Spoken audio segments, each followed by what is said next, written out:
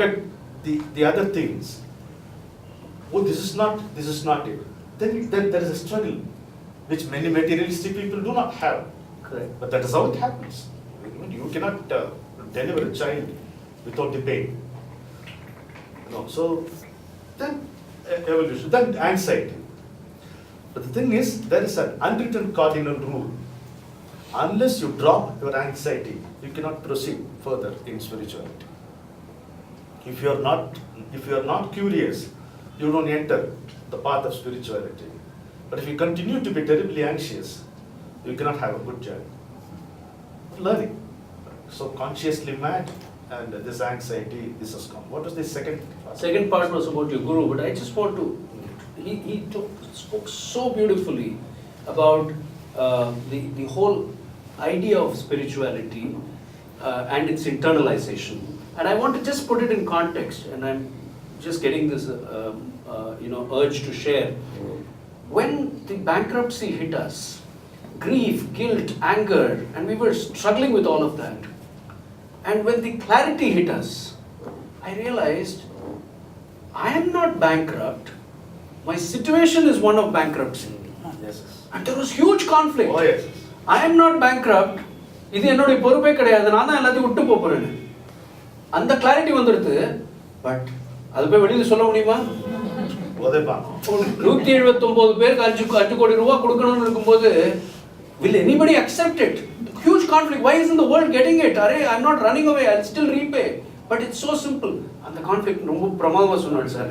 Thank you. This is the first time somebody has helped me understand that. My second question was, in the consciously mad நம்ம இருக்கும்போது, and everyone has that moment of madness, I guess, that phase of madness and that anxiety. உங்க வாழ்க்கையில ஒரு குரு வந்தார். சத்குரு சிவானந்த மூர்த்தி அவர்கள், who you call your refuge. Yes. ஏன் எப்படி அவர் வந்தார், and ஏன் நீங்க அவரை ஒரு ரெஃப்யூஜா பார்க்க ஆரம்பிச்சீங்க? I mean, how did that experience go for you? Okay. See, at a very, very early stage in my life, I was convinced that I needed a guru to take me there.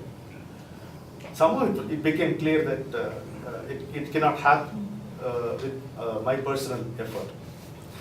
And as my luck would have it, or my vasanas were such, that I went through a series of wrong addresses in spiritual journey.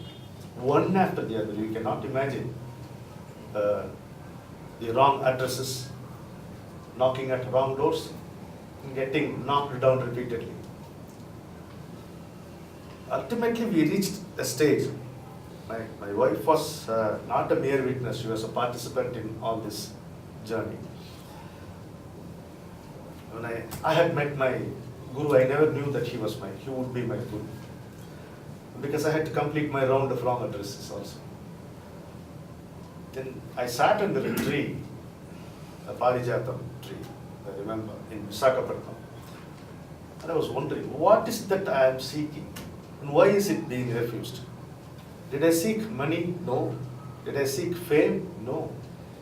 Did I seek this, that? Nothing.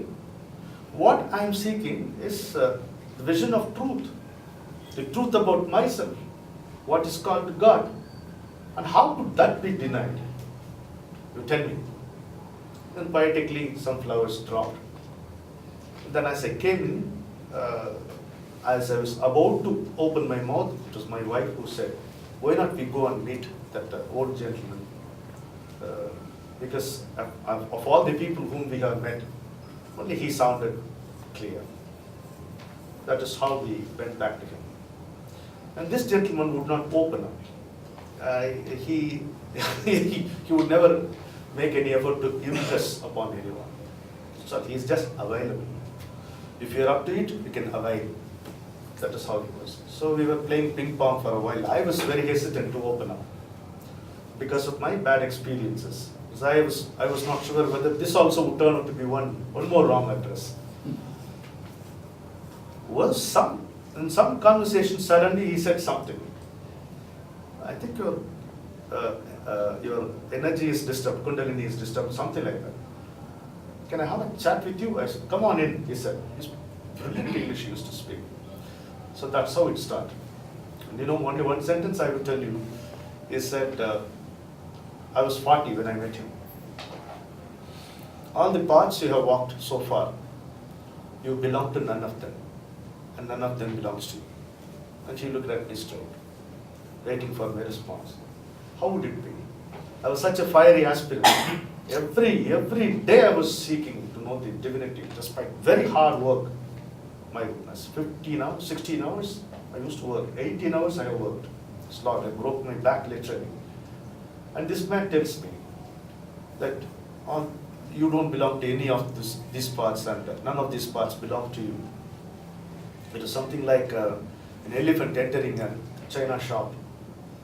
I waited for a moment, a very agonizing moment it was. Then took a breath, touched his feet, bent before he touched his feet. Sir, I will start afresh. He said, that's the spirit, he said. That's all. So that's how the journey with him began. And he only let his love tackle me, nothing else. Love, simple, unconditional, neutral love. There are a lot of parallels here. Enakku around 40 is when I was connected with my guru. And what I've learned, and you corroborate that, the world understands a guru as matted hair, an ashram, and all of that. And many of us think that is you need that visiting card, you need that label. And that's not true. The truest sense is gu, ru, the darkness is gu, and ru is the remover, the dispeller of the darkness. And it often begins with an innocuous conversation, which leads to more questions. And I think anybody who's asking you to ask more questions and discover yourself in the process is the real guru. This is the way I always have seen encouraged it. conversation. And it happens through a lot of conversation. The other parallel, of course, I see is you and I are equally blessed because you have Anu and I have Vani, and that's a blessing that I've always celebrated, because there is that good running between the wickets. So we also know that the other batsman will go on even if one of us gets out. So that's another parallel I could see. But in this phase of working on one side and beginning to want to be free, be spiritually empowered and free, therefore, you actually took a very physical decision to quit the Hindu.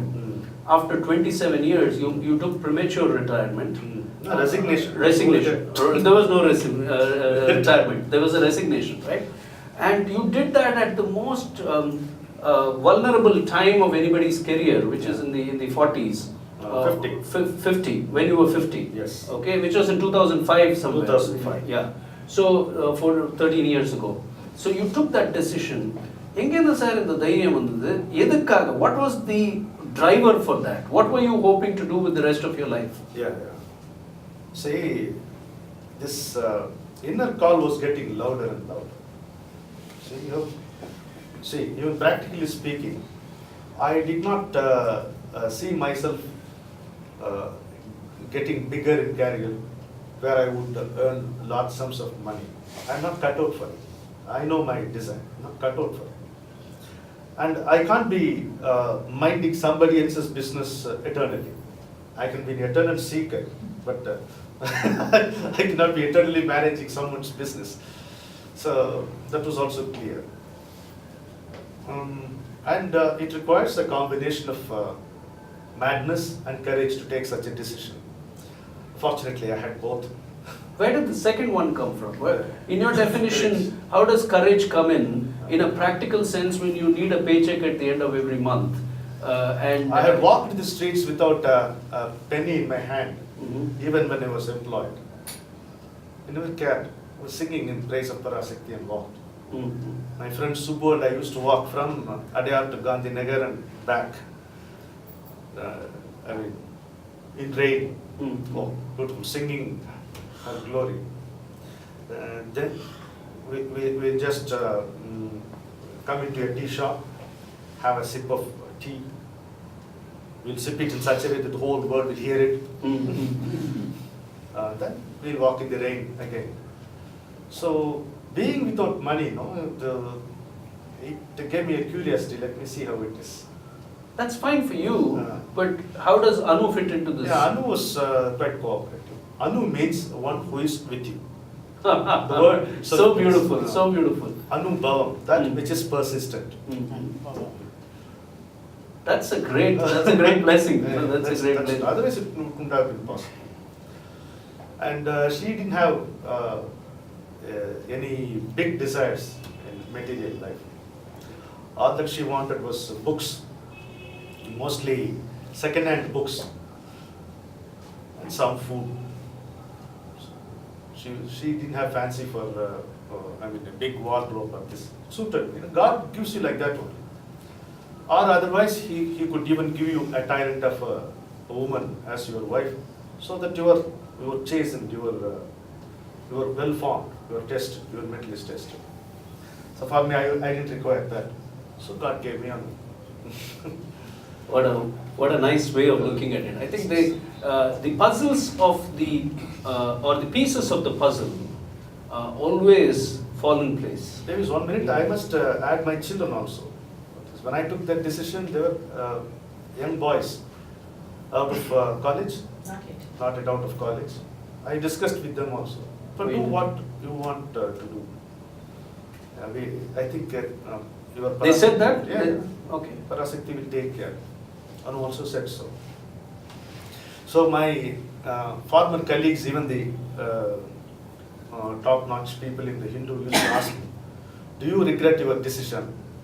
I said, yes, I could have done it a little earlier. I think